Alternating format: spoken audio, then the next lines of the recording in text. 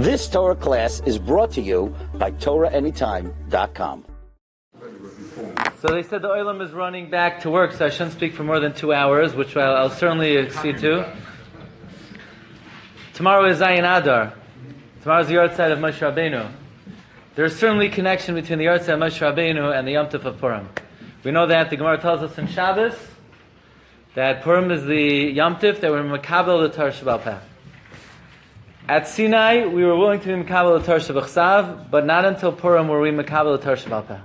So of Yaakov Emden, there's a strong connection between the yard side of Moshe Rabbeinu and Purim, and that is, if Moshe Rabbeinu passed away on Zayin Adar, then he was born on Zayin Adar. So if he was born on Zayin Adar, that means his bris milah was on Purim. There is no doubt that there's a strong connection between the bris milah of Moshe Rabbeinu and the Kabbalas HaTorah of Purim.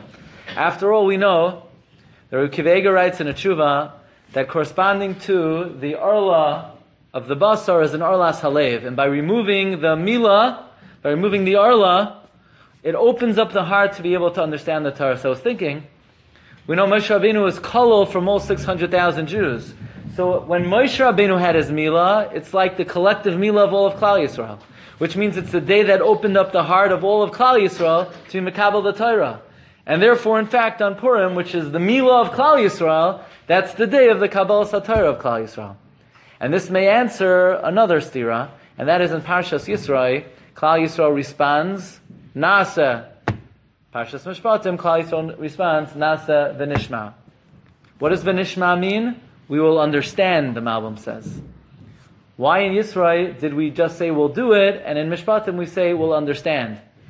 There's one thing that transpires between Yisrael and Mishpatim. At Sinai, Klal Yisrael got a Milah. Before the Milah, we could only perform the Torah. After the Milah, we could understand the Torah.